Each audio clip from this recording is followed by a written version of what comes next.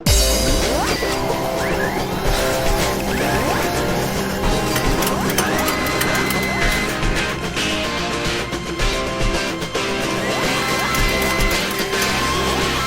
guys, it's Greg from East Coast Dyes, and today I've got another episode of Stringers Tips Saturday.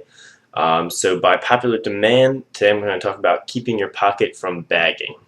And like I said in the stringing terms defined, what bagging is referred to is how much the pocket's able to shift and how defined it is.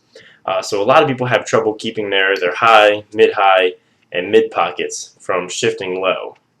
You see how you can kind of get this pocket to turn a little bit into a low pocket, and for me this is by design. I like my pockets to shift a little bit, so when I'm cradling one hand it'll shift down a little bit, and then when I go to shoot it'll shift right back up to under my shooting strings.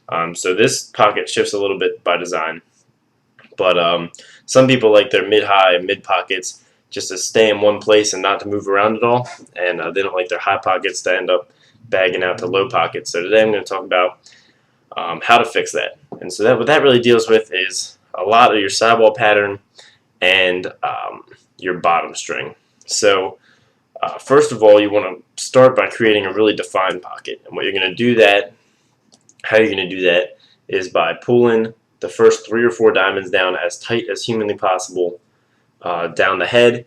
And then to create a defined pocket, you could use a triple up most likely, or a 2 interlock to really bunch those diamonds together. And then after this is when you're going to prevent it from bagging. So you really want to end your sidewall early. People say that having a long bottom string is a bad thing, but that's not the case if you're looking for a defined pocket, and as long as the pocket is created by a triple up or a double up instead of bottom string length. And so you can see in this case that's what it is. So then you triple up to create the pocket, and then you want to use as few diamonds as possible going down the rest of the head after the triple up. So you might only use 2 or 3 more diamonds down the rest of the head, because even if you were to continue with ones all the way down to the bottom, then it's still going to bag out at the bottom because you've got all that extra string. So if you just use 2 or 3 more holes down the side and end it pretty early, you can see there were still a good number of sidewalls left when I ended my last diamond. That's going to keep it from bagging. And then I use a bottom string that is relatively long, like that. And what it does is bunches all the mesh together and pulls it very tightly to keep it from bagging out at the bottom. I've got my last sidewall strung on the 10 diamond row, and then I used the 9 diamond row for my bottom string.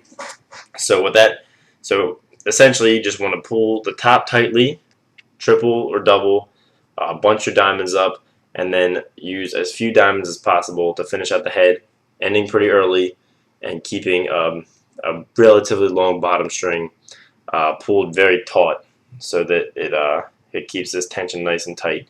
And if that even bags out a little bit for you, you can move this bottom string up from the 9 diamond row up to the last 10 diamond row that you used, and that'll keep it really tight and really prevent bagging. So in this case, a long bottom string is not a bad thing. It doesn't create the pocket, and therefore it won't create inconsistency, and it really does help keep your pocket from bagging out at the bottom. So anyway guys, like this video if you liked it. Give me more suggestions for stringers tips down in the comments. Subscribe if you haven't, and thanks for watching.